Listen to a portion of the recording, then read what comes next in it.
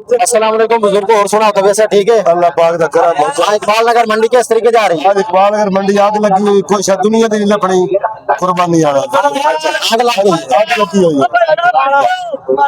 आग लगी हुई है भाई, जेड़ा अगे विकदा सी 20,000 ਦਾ ਵਿਕਦਾ ਪਿਆ 40 ਦਾ। वो 40 का बिकता पे 40 ਦਾ ਵਿਕਦਾ, ਅਗਲੇ ਉਹਦੇ ਤੇ ਆਖੇ ਗੱਤਾਂ ਨੂੰ ਬੱਕਰਾ ਨਹੀਂ ਲੱਭਣਾ। बेशक बड़ी अच्छी गल है, यानी कि आवाम के बकरे अच्छे बिकने चाहिए। उन्होंने रोजगारी से थे, साल की मेहनत है, 2 साल की मेहनत है। ਜਿਹੜੇ ਤਾਂ ਤਰਲੇ ਬਦਲ ਲੈਂਦੇ ਨੇ ਕੁੱਕੜ ਦਾ ਅੰਡਾ ਨਹੀਂ ਲੱਭਣਾ ਕੁਰਬਾਨੀ ਕਰਨ ਦਾ।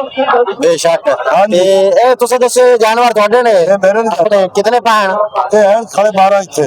12 ਹਾਂਜੀ ਤੇ फी जानवर ਦੀ ਲਾਦਾ कीमत ला रहे हो कि मुकम्मल ही ला रहे हो? ਸਾਰੇ 2.5 ਲੱਖ ਦੇ, यानी कि सारे 2.5 लाख ਸਾਰੇ 2.5 ਲੱਖ ਦੇ। बड़ी अच्छी गल है। हाँ। और कोई दसना चाहो? ਕੋਈ ਨਹੀਂ, ਬਸ ਅੱਲਾਹ ਦੇ ਸਪੋਰਟ। अल्लाह दे सपोर्ट दो। ਹਾਂਜੀ ठीक हो गया। ਤੇ ਕੁੱਕੜ ਦਾ ਅੰਡਾ ਨਹੀਂ ਕਿਸੇ ਨੂੰ ਲੱਭਣਾ। कुर्बानी कराने वास्ते ਹਾਂਜੀ बड़ी अच्छी गल है। ਇਹ ਲੋਕ अपना जायज नहीं, ਤਾਣਾ ਦੇ ਵਿੱਚ ਬੰਦੇ ਸਸਤੀ ਵਾਲੀ ਸਾਹ ਹਾਂਜੀ। ਤੇ ਲਾਨੂੰ ਨਹੀਂ ਲੱਭਣਾ। कोई शक नहीं।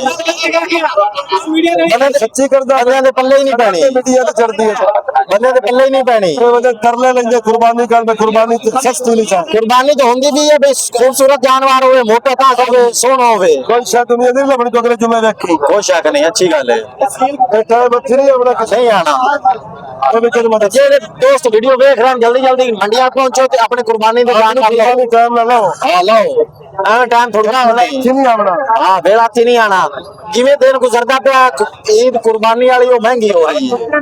ਉਹ ਵਕਤ ਚਲੇ ਗਏ। ਹਾਂਜੀ ਬੇਸ਼ੱਕ 3000 ਨੂੰ ਗੋਸ਼ਤ ਹੈ, ਇਹ ਬੰਦੇ ਇੱਥੇ ਬਾਲਦੇ ਪਏ, ਸਾਨੂੰ 1500 ਲੱਗ। 1500 ਤੋਂ ਨਹੀਂ ਮਿਲਦਾ ਜਿਹੜਾ 2 ਸਾਲ ਮਿਹਨਤ ਕਰਦਾ ਹੈ। ਹਾਂਜੀ 3000 ਨੂੰ ਗੋਸ਼ਤ ਹੈ ਤੇ ਕੁਰਬਾਨੀ ਹੈ। ਹਾਂਜੀ ਇਹ 5000 ਨੂੰ ਲੱਭ ਦੇਵੇ ਤਾਂ ਸਸਤੀ ਹੈ। ਹਾਂਜੀ ਹਾਂਜੀ ਕੋਈ ਨਹੀਂ।